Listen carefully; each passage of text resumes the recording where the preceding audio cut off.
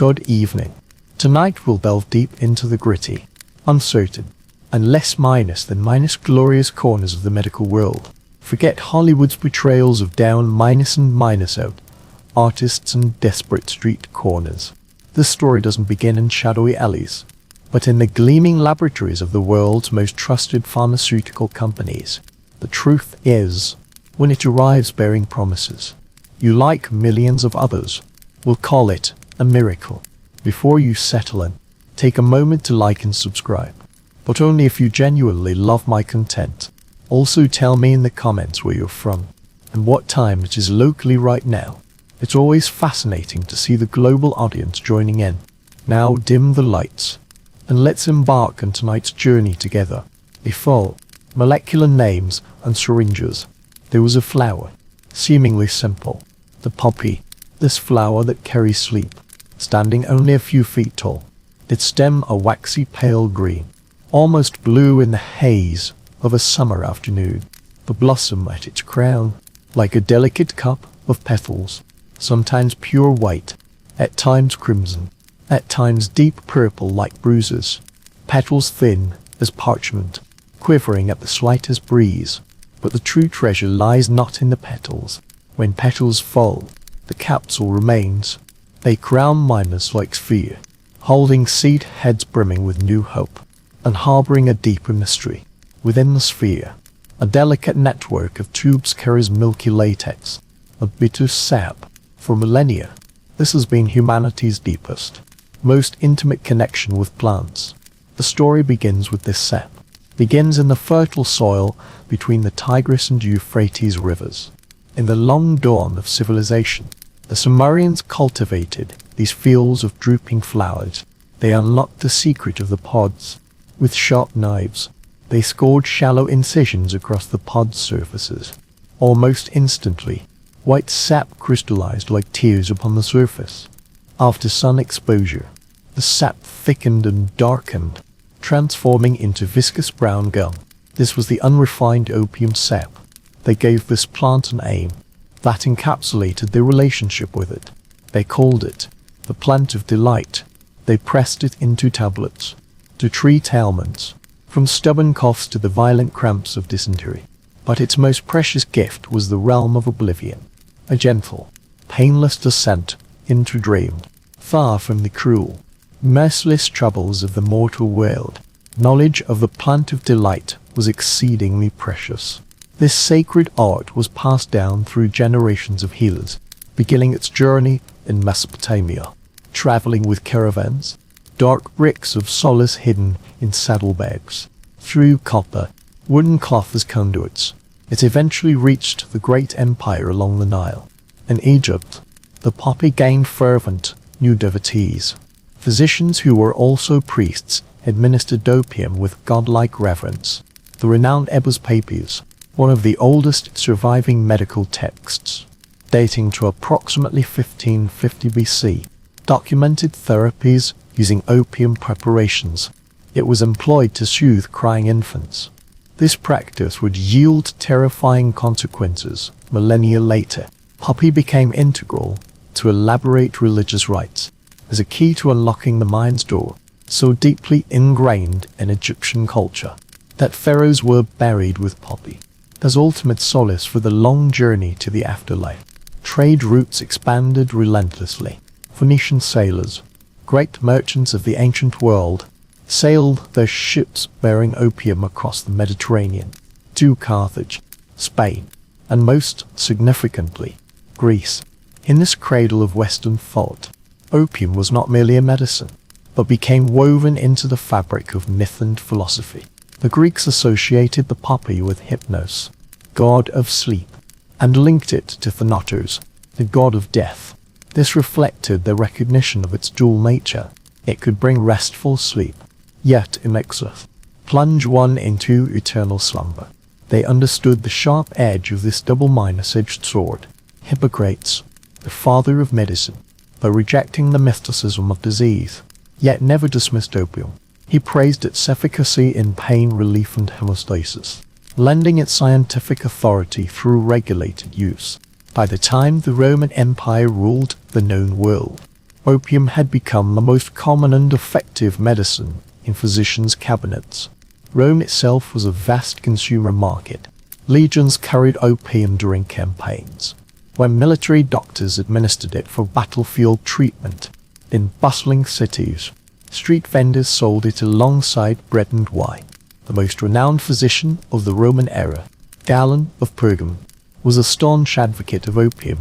He regarded it as a near-universal panacea, capable of curing everything from headaches and epilepsy to snake bites and depression. He even incorporated it into his famous quadruple formula theory.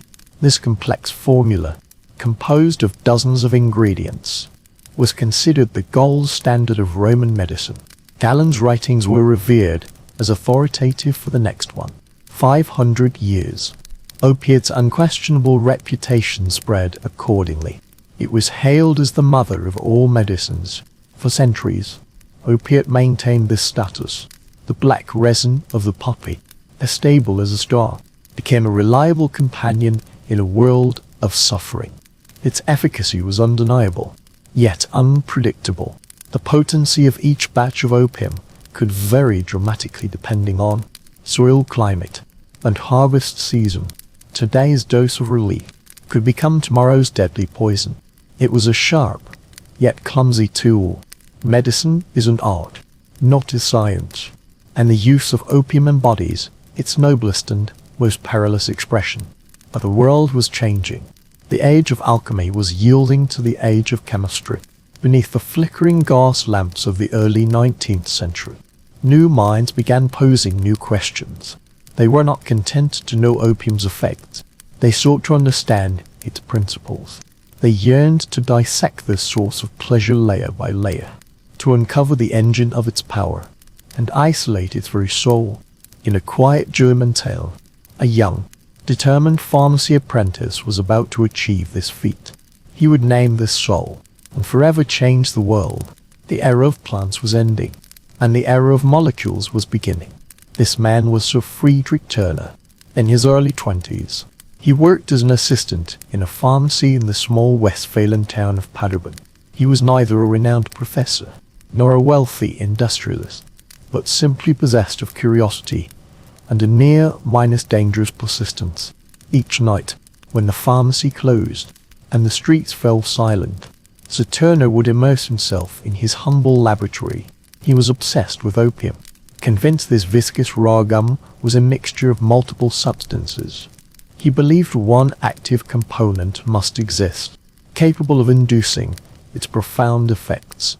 He named this hypothetical substance Principium somniferum.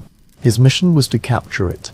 This work was arduous, monotonous and fraught with risk, using the rudimentary tools of early chemistry, phenylacons, beakers and alcohol lamps, launching a systematic chemical assault on raw opium, first dissolving the black resin with acid, then neutralizing it with ammonia water. A substance promptly precipitated from the solution, forming fine grayish-yellow crystals. He succeeded in isolating a substance, but what exactly was it? He tested the new compound on strayed dogs and rats. The results were astonishing. The animals fell into a deep, motionless slumber, still as death. Upon awakening, they appeared completely unharmed. He was convinced this was the essence of opium, but to confirm its effects on humans, he needed living test subjects. So in 1817, with near-mad scientific courage, he recruited 3 friends, all young men of his own age, and volunteered as the first test subject himself. He precisely measured the crystal dose for himself and his friend, just half a grain, about 30 milligrams, of the fine powder. After swallowing the bitter powder, 13 minutes passed. No reaction. Sir Turner felt both disappointed and somewhat foolish. He decided to double the dose. He administered a full dose to each person. This time the effect was unmistakable. A warm current surged through their limbs. A leaden heaviness enveloped their entire bodies, both comforting and overwhelming. Their minds grew dull. Thoughts crawled as slowly as a snail. Yet Sir Turner remained unsatisfied. He pressed forward, administering a third dose. The effects now became violent. Nausea, dizziness and a tearing headache followed in quick succession. One companion fell into a deep coma. Unresponsive, Sir Turner suddenly realized he had crossed the line. He was teetering on the edge of poisoning his companions and himself. Immediate action was required. He administered a potent emetic, a dose of vinegar, forcing everyone to vomit, expelling the toxins from their bodies. They all survived, though groggy and unwell. Their lives were spared. The experiment succeeded. He had found it. He had successfully isolated the first active alkaloid extracted from a plant in human history. He named this discovery morphine, derived from the Greek god of dreams, Morpheus, paying homage to the ancient power he had tamed unconcentrated. Later, the name was standardized as morphine. This discovery initially drew little widespread attention. This unknown figure from a small country town would eventually send ripples through the scientific community. French chemist Joseph Louis Loeb, you recognize the genius of this discovery. Pharmaceutical companies like Merck in Germany soon began commercial production of morphine. This medical revolution transformed healthcare. Doctors gained access to a painkiller with controllable purity, enabling precise dosing. Doses administered in London, Paris, or Vienna were uniformly standardized. Its potency was 10 times that of raw opium. It became a potent and reliable weapon against pain, transforming surgery from a tortuous butchery into a tolerable medical procedure, bringing relief to cancer patients, those suffering from neuralgia, and all enduring extreme agony. It was nothing short of a flawless miracle. Yet this miracle bore a dark twin. A new technology was about to unleash it on an unprecedented scale. The 1852, Scottish physician Alexander Wood and French surgeon Charles Clares independently invented the hypodermic syringe, a device consisting of a hollow needle and a plunger. For the first time, drugs bypassed the slow, inefficient route of the digestive system, directly injected into the bloodstream. The effect was immediate and astonishingly potent. The combination of pure morphine and the hypodermic needle became a historical turning point.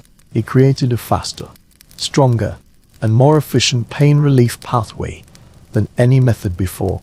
This revolution arrived at a pivotal moment. A war was brewing, the American Civil War, erupting in 1861. Unprecedented in its industrial scale and brutality, new weapons brought terrifying carnage. Many minus cannonballs. These soft minus lead bullets could shatter bones and tear flesh, making amputation the most common surgical procedure.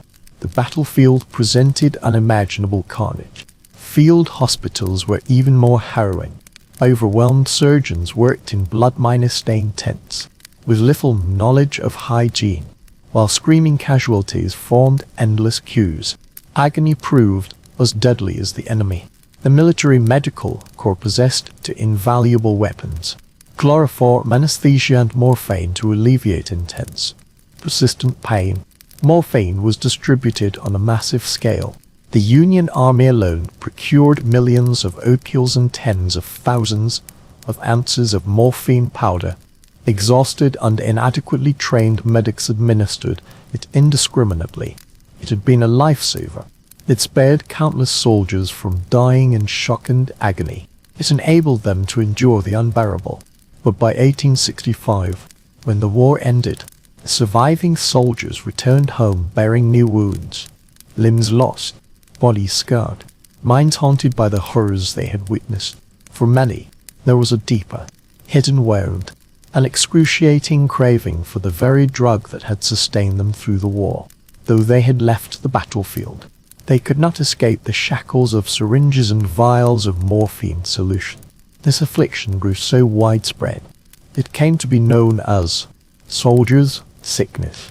It was the first documented epidemic of medical addiction in modern history. These men, once hailed as heroes, were now often viewed as morally corrupt. Their opium addiction became a private shame. They were the first generation to discover the terrible paradox of Saturna's invention. The medicine meant to cure pain would breed new torments, building a cage constructed from pure relief. Medicine had solved opium's wild unpredictability, but spawned a more terrifying new problem. Thus began the search for a solution. The world needed an analgesic with morphine's potency, but without its addictive curse. It demanded a safer alternative. In the gleaming cutting-edge laboratories of Germany's emerging chemical giant, a team of scientists believed they were on the verge of creating such a drug. They were searching for a hero. The stage for the next act was neither ancient battlefield, nor a makeshift field hospital, but a city radiant with modern industrial ambition. Elberfeld, Germany, late 19th century. The protagonist was not an individual, but a corporation. Friedrich Bayer Co. As an industrial titan, Bayer's wealth was built not on medicine, but on color. They were masters of synthetic dyes, extracting brilliant blues and vivid reds from black, viscous cold or waste. Their success was founded on rigorous research, a steadfast belief in chemistry, and sharp market insight. After conquering the textile industry, they redirected their formidable R&D capabilities toward a more lucrative frontier.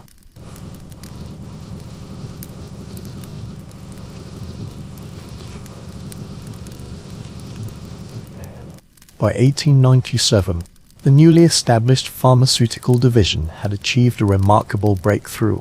They chemically modified salicylic acid from willow bark, a folk remedy, known for fever-reducing and pain-relieving properties but harsh on the stomach, creating a salicylic acid. This improved version was gentler and more effective. Soon after, they marketed it globally under the brand name aspirin.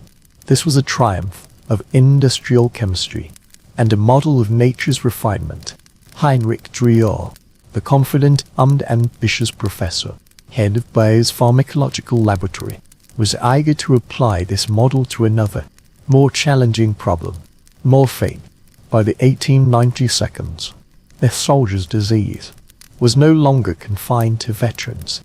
Morphine addiction had become a widespread social scourge, affecting people across all walks of life, especially those prescribed the drug for chronic conditions.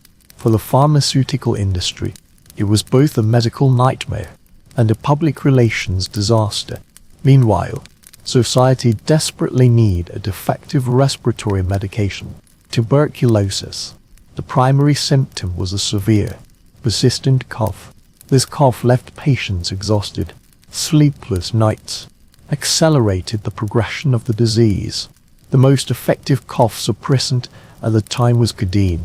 Codeine is another opiate alkaloid, significantly weaker than morphine, and considered less addictive, but its weak potency proved a fatal flop. Faced with severe coughing triggered by serious lung disease, it often proved inadequate. While morphine could effectively suppress coughing by inhibiting the brainstem cough center, it came with a terrifying side effect. It simultaneously suppressed the adjacent respiratory center. For the most debilitated patients who desperately needed cough relief, a dose sufficient to suppress coughing could also completely halt breathing, not to mention the addiction issues.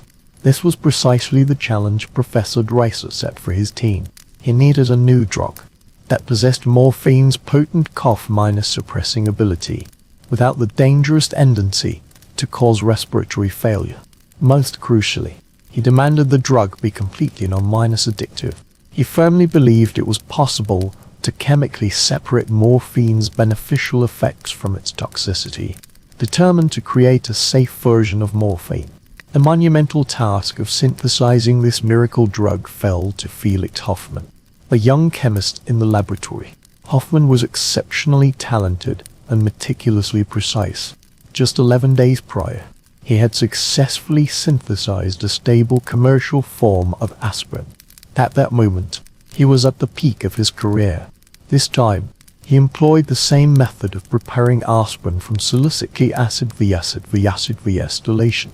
This was a standard chemical technique for altering molecular properties by adding acetyl group. Hoffman used pure morphine extracted from the buyer's substantial opium reserves. He subjected it to a reflux reaction with acetic anhydride. Though straightforward, this process was inherently toxic. Ultimately, a new molecule emerged, a pristine crystalline powder, chemically named diacetyl morphine. Two acetyl groups were successfully attached to the morphine molecule. Hoffman had accomplished his mission. He had created the substance. It was now up to Heinrich Dreiser to reveal its effects. Dreiser began testing the new compound in his laboratory. He named it heroin. Experiments started with animals, mice, guinea pigs, and rabbits. The results were immediate. The substance possessed remarkable respiratory depressant effect. Its respiratory depressant effect on animals far surpassed that of codeine. Crucially, at test doses, it did not appear to induce dangerous levels of respiratory depression like morphine. At first glance, it seemed safer. The next step was human trials. These trials were not the rigorous double-blind, placebo-controlled studies required today. Dreiser's team first tested it on themselves and their assistants, then administered it to coughing workers at a Bay Area factory. Feedback was overwhelmingly positive. The substance was remarkably effective, even in minute doses. It instantly silenced stubborn cough and lulled people into peaceful sleep. But another effect, a highly notable side effect, also emerged. Test subjects reported experiencing euphoric pleasure that left them mentally alert, clear-headed, energetic. Reports specifically noted the drug could inspire heroic sentiments. This discovery ignited Dreiser's shrewd marketing mind. A flash of insight struck him. This was a heroic drug, capable of conquering disease and suffering.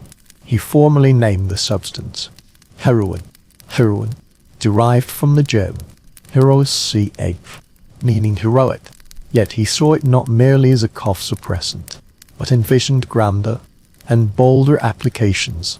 Based on his flawed and limited observations, Dreiser became convinced heroin was non-addictive.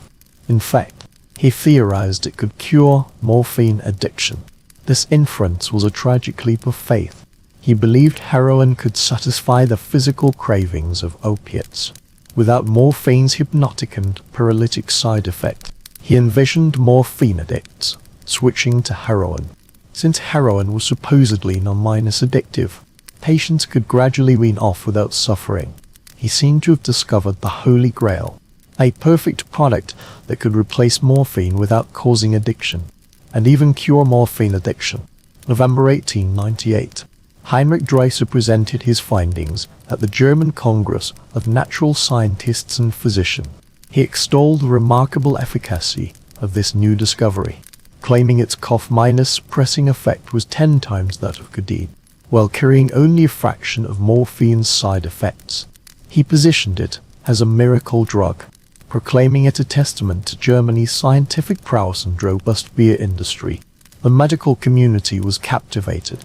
Bayer immediately launched a massive international marketing campaign, sending free heroin samples to thousands of doctors across Europe and America, publishing articles in medical journals claiming it could not only treat coughs, but also conquer asthma, tuberculosis, and even whooping cough in children.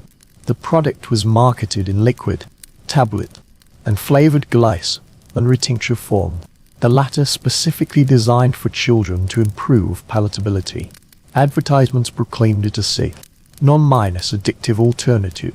A savior had arrived to liberate the world from the tyranny of respiratory diseases and the scourge of morphine addiction. This concoction of wishful thinking, flawed science, and commercial ambition was complete.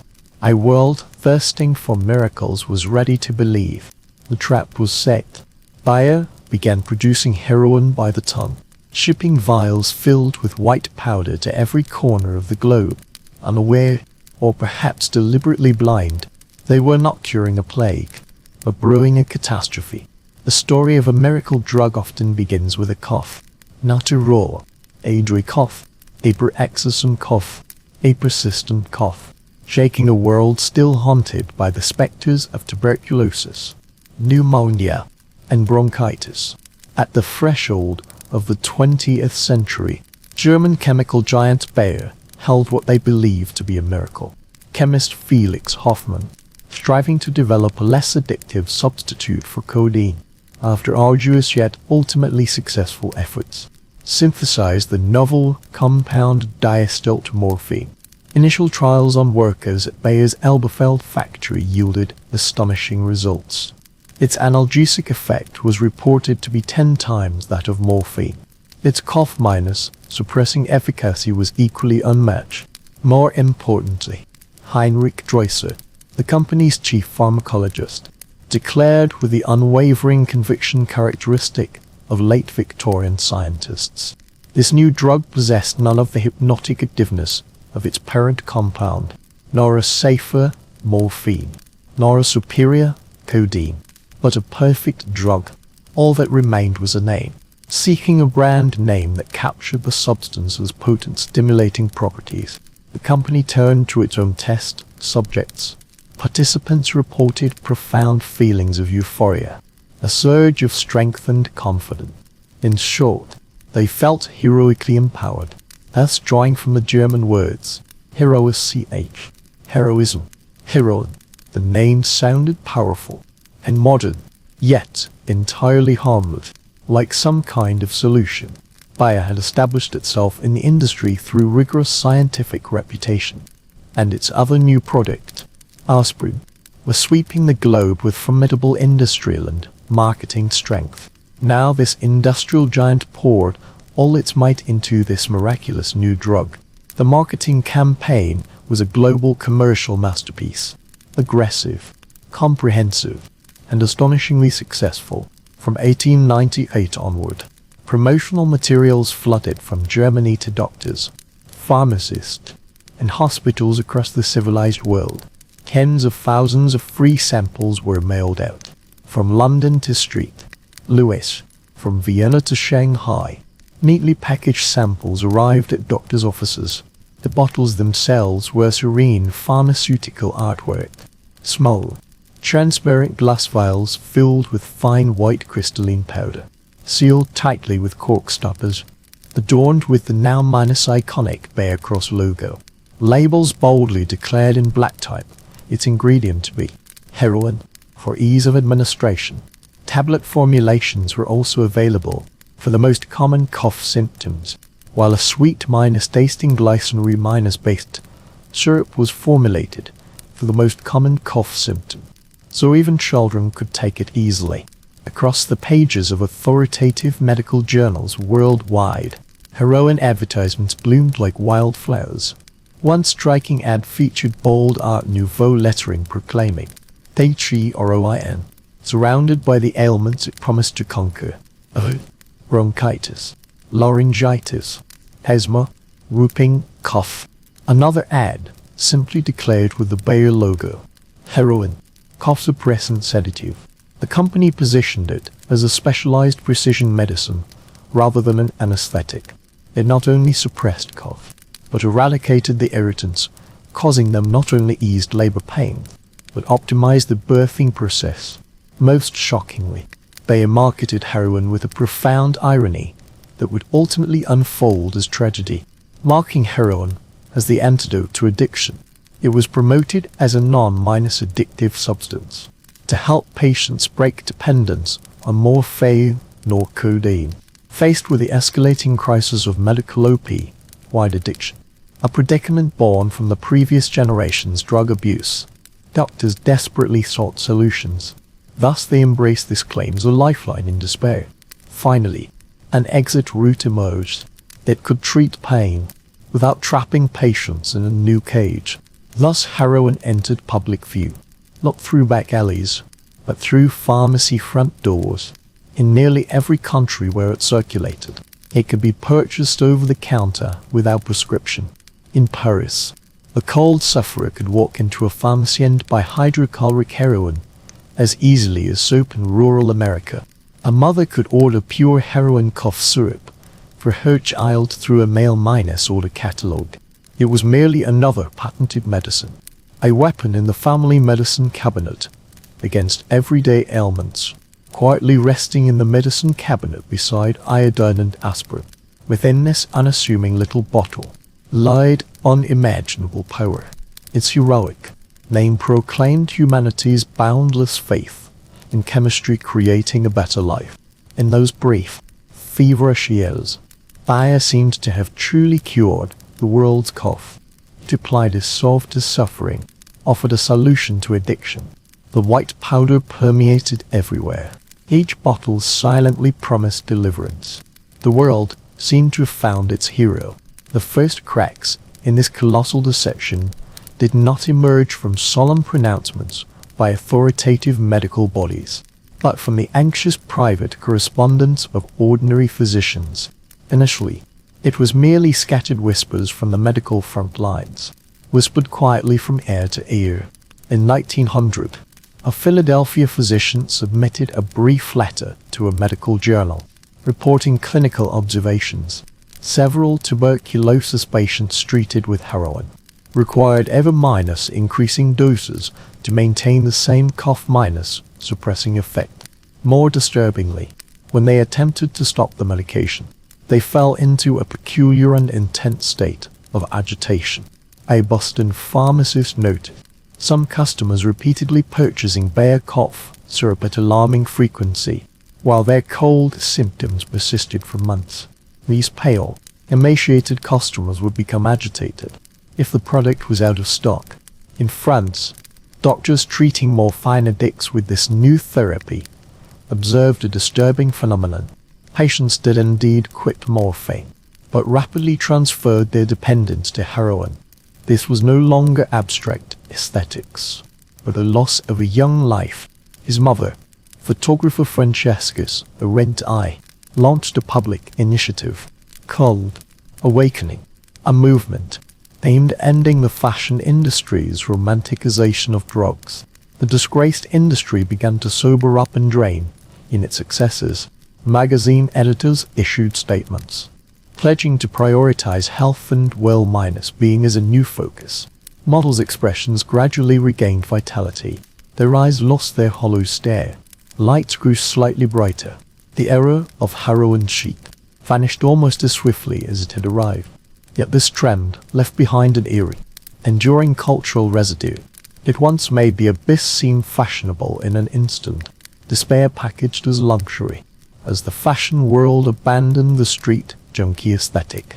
A more dangerous and widespread opioid crisis was brewing quietly in pharmaceutical companies' clean, carpeted offices, rather than the shadowy alleys of the Lower East Side. The new wave of addiction no longer required hushed whispers. It would be prescribed by doctors, packaged in small orange bottles bearing labels of scientific safety assurances. For many, the dawn of the 21st century seemed an era of medical miracles, with conquering pain hailed as the most dazzling achievement. For decades, the medical community had maintained extreme caution in prescribing potent opioids for chronic non-cancer pain. The risk of addiction was deemed too high. But in the mid-1990s, a profound shift in thinking began. This transformation was no accident. It was driven by the most sophisticated and deceptive marketing campaign in pharmaceutical history. The mastermind behind it was Purdue Pharma, a privately held company based in Stamford, Connecticut. Its owners were the mysterious and immensely wealthy Sackler family. In 1996, Purdue introduced OxyContin. Its active ingredient, oxycodone, was a potent synthetic opioid that had existed for decades and was known to be highly addictive. Yet Purdue claimed its pills were different, employing a patented extended release mechanism with a special coating called Constant that slowly released the drug over 12 hours. You claimed this would smooth out the peaks and valleys of the drug's effects, eliminating the euphoric rush that fuels abuse and addiction. Your core marketing proposition was relentlessly emphasized through an unceasing offensive. OxyContin's addiction risk was under 1%. This astonishingly effective propaganda was pure nonsense. Purdue launched an unprecedented marketing blitz. They more than doubled their sales force, assembling a vast army of representatives. Their target audience was not pain management specialists, but general practitioners in small towns and rural areas across the nation. Family doctors. These were the physicians treating the largest number of patients suffering chronic pain from trauma, arthritis, and back problems. Sales reps wielded misleading charts, and by studies funded by Purdue, delivering a simple, powerful message. Doctors who let patients endure pain were failing them. Propelled by Purdue, the medical community embraced a new concept. Pain should be treated as a fifth vital sign, as important as blood pressure or heart rate. The seemingly benevolent principle placed immense pressure on doctors. Pain must be eliminated at all costs, and Purdue offered the perfect, convenient solution. Incentives were generous. Sales reps earned huge bonuses based on OxyContin prescriptions written by doctors in their territories. Doctors, meanwhile, received meticulous attention and lavish perks. Company minus chartered flights whisked thousands of physicians to sun-drenched resorts in Florida and California. Fully funded pain management seminars were held, where attendees feasted on sumptuous banquets, while listening to soothing lectures from hired medical experts. These specialists deliberately downplayed addiction risk. Branded fishing hats, coffee mugs, and even swing music CDs titled Swing In, with OxyContin, and were distributed on Minus site.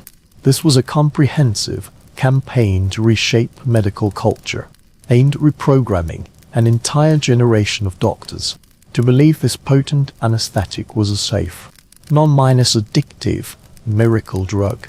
And the campaign succeeded. OxyContin prescriptions skyrocketed. Sales soared from $48 million in its first year to over $1 billion just 4 years later. From post-surgical pain to chronic back pain to fibromyalgia, the drug was prescribed for every ailment imaginable. Production was concentrated in regions with high rates of workplace injuries, like the Appalachian Mountains, the Rust Belt, and rural Maine, transforming entire communities into epicenters of a worsening epidemic. The core deception, of course, was the extended release formulation. Users soon discovered that crushing the pills, snorting the powder, or dissolving it in water for injection could deliver the entire dose of OxyContin at once. This method completely bypassed the slow release mechanism, delivering a heroin like euphoria. The very feature Purdue had touted as a safety measure became a breeding ground for abuse. The company knew about this flaw from the start, yet deliberately concealed it. Reports of pill abuse began surfacing nationwide. Pharmacies were robbed, and pills sold on the streets for $1 per milligram. But for years, Purdue shifted blame, insisting the problem lay not with the drug itself, but with criminal abusers who disregarded medical instruction. They even fabricated and promoted the pseudo-addiction theory. This dangerous perspective claimed patients exhibiting signs of addiction, like watching the clock for their next dose or requesting prescription increases, were not genuinely addicted, but merely treated for pain. Their proposed solution, prescribing even more opioids. The new generation of opioid-dependent individuals did not emerge from back alleys, but from doctors' offices. They were not stereotypical drug addicts.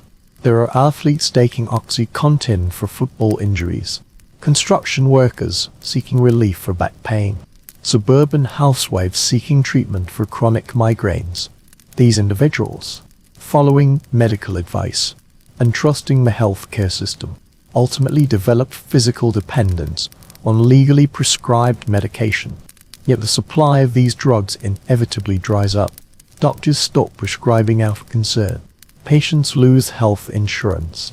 Black market pills skyrocket, in price. An 80 mg tablet now sells for $80, an expense few can bear.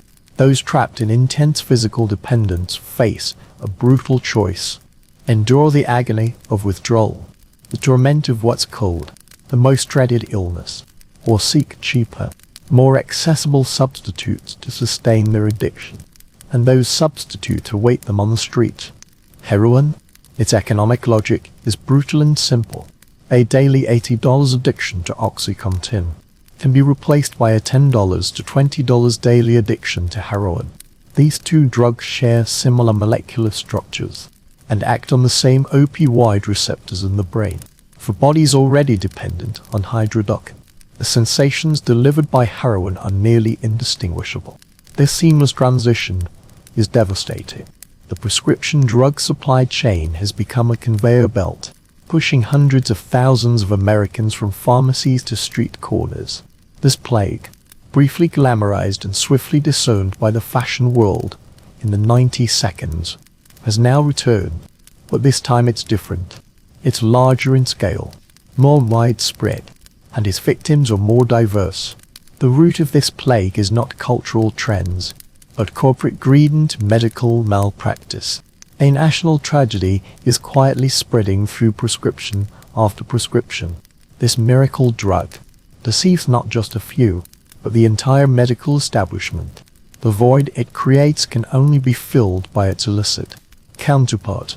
After the fall of 2001, the world's most powerful military arrived in Afghanistan's thin mountain air. With the loftiest ideals, they came to dismantle al-Qaeda, to overthrow the Taliban regime, and rebuild a new nation from the ruins. Upon their initial arrival, the situation seemed poised for a turning point.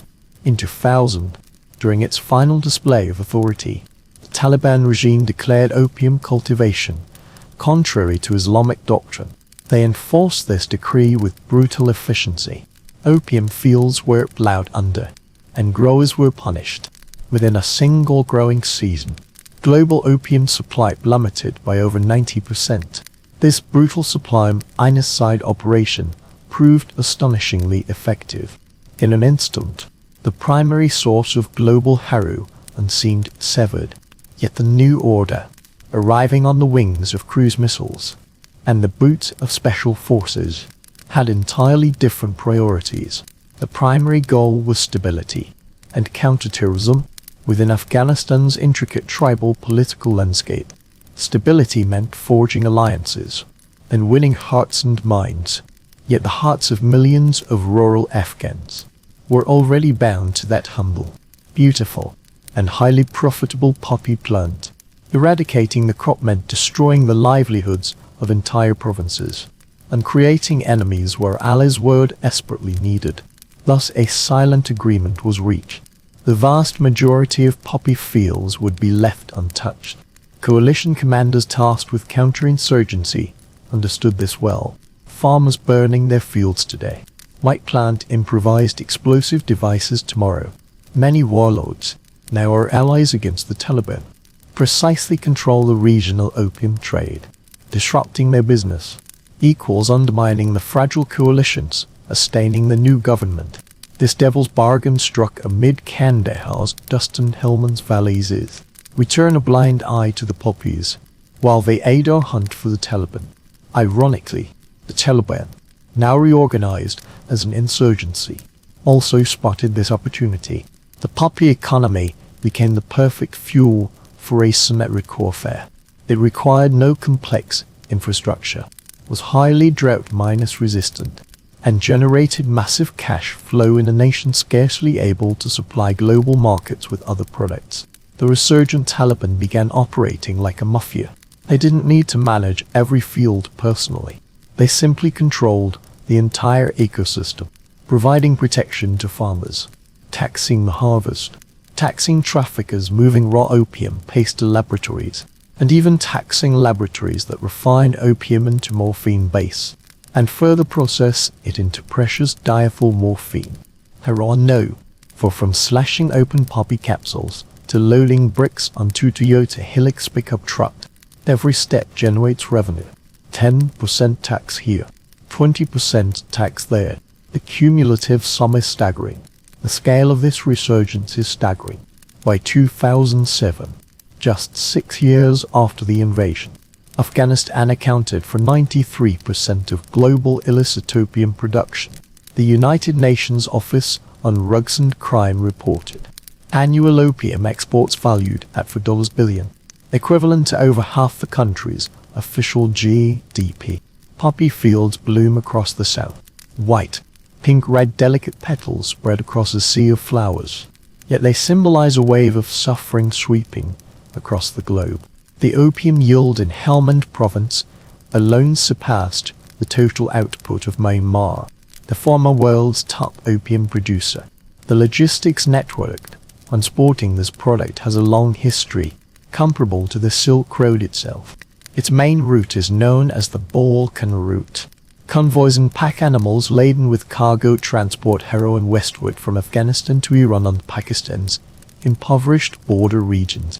After consolidation there, the goods transit through Turkey, a nation steeped in smuggling history, before reaching the Balkan Peninsula. In Albania and Kosovo, criminal organizations process the drugs for distribution to lucrative Western European markets. High minus purity, low minus cost heroin floods the European continent by the ton. In cities like London and Berlin, drug purity soars from single minus digit percentages to 40%, 50%, even 60%. Prices subsequently collapse. This once minus expensive and hard minus to minus obtained drug becomes cheap and rampant. Another northern route wins through Central Asia's former Soviet republics, Tajikistan, Uzbekistan, Turkmenistan. The crisis thus spawned rapidly spread to Russia proper. The country's per capita, a heroin addiction rate, soon ranked among the world's highest. The opium flood originating from nations occupied by Western powers to secure their own safety, now surged in all directions, both fueling instability and financing the insurgencies opposed by the occupying forces. Countermeasures proved as futile as the Battle of Sofia, composed of Afghan forces and supported by U.S. and British troops. Eradication teams raided poppy field, cutting down stalks and burning crops. Yet for every field destroyed, 10 times as many were replanted beyond the hills. Initiatives encouraging farmers to switch to alternative crops like saffron and pomegranates, though well minus intentioned, proved ultimately futile. No legal crop can compete with poppies. 1 hectare of opium yields 10 times the profit of wheat. Local opium buys off cash transactions at the doorstep, and often extend credit for seeds and fertilizer.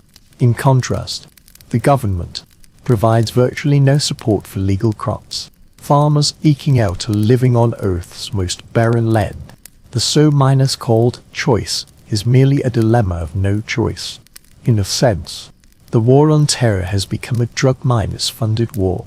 Profits from poppy fields finance the Taliban's acquisition of AK-47 rifle, rocket-propelled grenades, and night vision goggles. They paid the salaries of grassroots fighters and thoroughly corrupted the nascent Afghan government.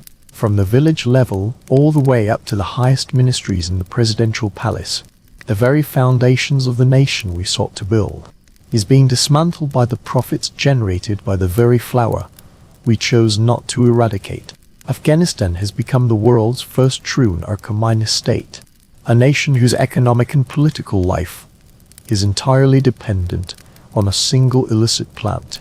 And all of this unfolds under the watch of the most sophisticated military and intelligence apparatus in human history.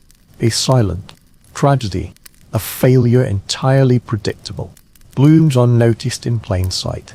This flood of cheap, potent heroin has bred a global drug-using population with unprecedented tolerance. The market is saturated. Addicts are poised to crave stronger, cheaper, more synthetics substitute.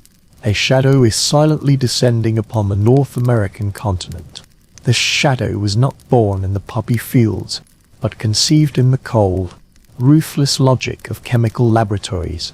This transformation was not a sudden event, but a silent substitution, a chemical coup d'etat, unfolding among unmarked bags and dirty spoons. For years, the North American heroin narrative revolved around primary sources, Mexican black or heroin, and the white powder heroin flowing from southeastern Southwest Asia, commonly known as China white.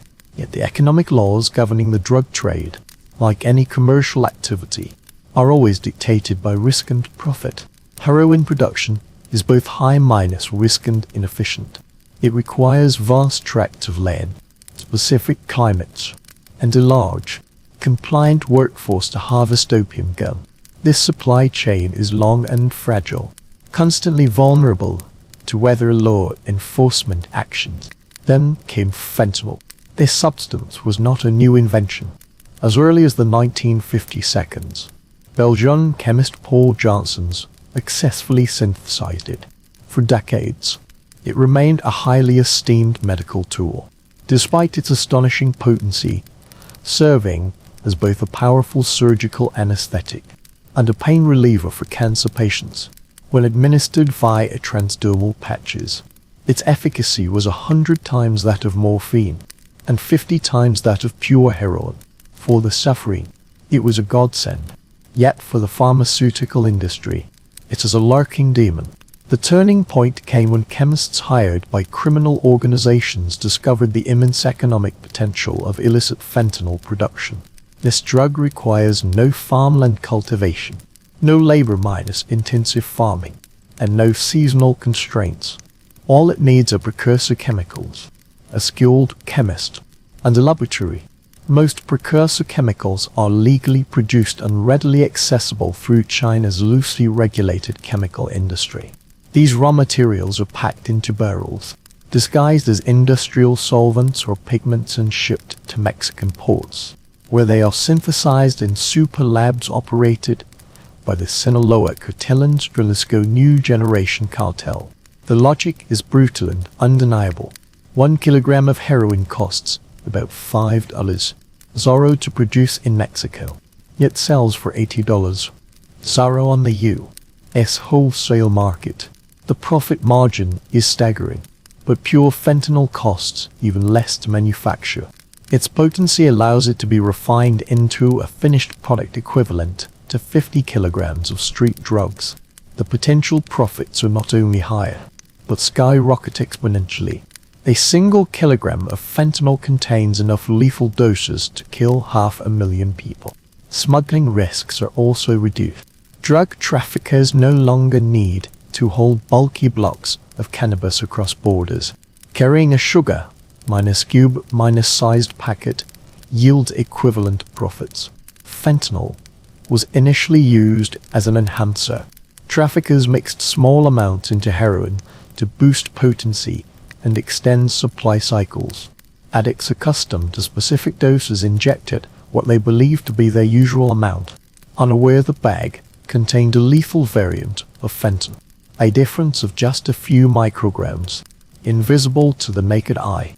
A quantity as small as a grain of salt is enough to upend the familiar euphoria and the threshold of immediate respiratory suppression. The user first feels warmth, then descends into nothingness. Breathing gradually slows, becomes shallow and rapid, until it stops. Overdose deaths have surged at a rate shocking public health officials. This simmering crisis has abruptly transformed into an acute, explosive catastrophe. In 2013, U.S. heroin overdose deaths slightly exceeded 8 Zorro cases.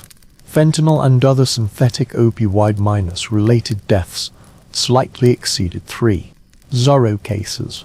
By 2017, heroin fatalities doubled to over 16 Zorro, yet synthetic opioid deaths surged nearly tenfold, reaching nearly 30 Zorro by 2021. This figure will surpass 70 Zorro. A silent and brutal chemical war is raging on America's streets. For drug users, this is not their choice. The market shifts silently beneath their feet. The familiar brownish-white powder they seek has long been a hollow promise. This is a Trojan horse. Heroin has become a carrier for fentanyl. Soon drug cartels realized heroin was utterly dispensable. They compressed fentanyl into pills, perfectly mimicking prescription opioids like OxyContin and Xanax. When teens buy single pills from friends or social media, thinking they're experimenting with drugs, they're actually swallowing illegal fentanyl potent enough to stop hearts. With the emergence of fentanyl analogs, the problem grew darker. These compounds, engineered by chemists to evade specific chemical labels, are finely tuned chemical cousins of fentanyl, such as acetyl fentanyl, furanfentanyl, fentanyl, and the most terrifying of all, carfentanil. Carfentanil is actually an elephant tranquilizer. Its potency is 10,000 times that of morphine, 100 times more potent than fentanyl. Just 1 microgram, a particle invisible to the naked eye, is enough to kill. When carfentanil began flooding the street drug market, even the most hardened users trembled. Overdoses are almost always fatal, and nearly impossible to reverse. Emergency responders, firefighters, police officers became the frontline warriors against this new plague. The scenes they arrived at were always eerily silent. A man slumped over the steering wheel in a car at a green light. A young couple collapsed suddenly in a gas station restroom. A group of friends sharing a room died together from ingesting the same batch of poison. From the Rust Belt to the Sunshine Belt, these scenes played out day after day in towns large and small. Morgues overflow with bodies. Coroners are overwhelmed. The scale of death is staggering, because it happens so silently, so secretly, behind closed doors. This is not a single catastrophe, but countless small, isolated tragedies accumulating into a national trauma. Fentanyl's shadow has utterly devoured heroin's old world, the poppy fields of Afghanistan and Mexico. This long-standing source of drug scourges has now become almost secondary. The threat no longer comes from agriculture, but from industry. It is synthesized in laboratories, smuggled with the efficiency of multinational corporations, distributed with deadly indifference. This miracle drug has always been a fraud, but its ultimate synthetic evolution is the most insidious and deadly deception. The devastating legacy of this deception runs so deep that the world is still struggling to measure its depth, let alone begin the work of repair. The weight of this history cannot be measured in tons of seized drugs or billions in profits, but only in absence. The empty chair at the dinner table, the child's room untouched for years, the voice on the old voicemail that will never be heard again. The legacy of heroin and fentanyl is an epic of subtraction. Lives cut short, futures erased, the scale of losses suffocating. This slow minus motion catastrophe hollowed out communities, etching its mark across generations. Behind every overdose statistic lies a vast web of grief, shattered families, and bewildered friends who relentlessly ask themselves what they could have done. Yet in the face of this abyss, a quiet, determined response is emerging. It stems not from moral judgment, but from pure pragmatism and an urgent will to save lives. This is harm reduction. If we cannot stop people from using dangerous substances in the short term, we can at least take steps to lessen the immediate harm they cause. This acknowledges that the punitive, sublime side focus of the war on drugs has failed to protect the most vulnerable. The most powerful tool in this new arsenal is a drug called NL-LO-XX1, better known by its brand name, naloxone. Essentially, it is an antidote. Opioid overdoses occur when these molecules bind to respiratory control receptors in the brainstem, silently instructing the body to cease breathing. Naloxone counters this with brute force. Its affinity for opioid receptors far exceeds that of heroin or fentanyl. When administered via nasal spray, it forcibly dislodges opioid molecules from their receptor sites, blocking the drug's effects. Its impact is swift and dramatic. When a patient turns blue, breathes weakly, and nears death, they can be abruptly revived in under a minute, gasping for air as if surfacing from deep water. For decades, naloxone was restricted to emergency responders and doctors. But as the fentanyl crisis intensified, a movement emerged to make this life-saving drug accessible to everyone. Police began carrying it. Librarians received training. Most crucially, it is distributed to drug users and their family. The individuals most likely to witness an overdose are often fellow users, empowering them to save a comrade's life. They represent the purest form of harm reduction. This simple chemical intervention declares, your life is worth saving right now, regardless of how you arrived at this point. Another pillar of this pragmatic strategy is establishing supervised drug consumption sites or safe injection stations. The concept is straightforward, yet controversial. Under professional medical supervision, providing drug users with a clean, safe space where they can use pre-obtained illicit drugs, equipped with sterile injection equipment, effectively reducing the risk of HIV and hepatitis C transmission. When a drug user overdoses, a situation that occurs frequently at such locations, nurses can immediately intervene using oxygen and the antidote naloxone. Globally, no fatal overdoses have ever occurred in officially licensed, supervised drug consumption sites. Vancouver's Insight Centre in Canada, as the world's first such facility, has successfully prevented thousands of drug overdose deaths since opening in 2003. These sites are not the ultimate solution to addiction, but life-saving measures to prevent deaths. They serve as bridges, connecting those trapped in addiction to medical professionals, social workers, and treatment resources. This may be their first opportunity in life. It is the entrance out of the dark alley. Following these emergency life-saving measures lies the long and arduous road to recovery. Science also brings new hope here. For many, the most effective pathway is medication-assisted treatment. This therapy utilizes long-acting opioids like methadone or buprenorphine to manage the physical symptoms of addiction. This is far from simply replacing one drug with another. Methadone, used since the 1960s, and the modern buprenorphine, often combined with oxycodone to form Suboxone, work by occupying the same receptors in the brain as heroin, but their effects are slow and sustained. They do not induce intense euphoria, instead eliminating the brutal withdrawal symptoms, suppressing the intense cravings that relate. By stabilizing brain chemistry, these medications enable patients to rebuild their lives.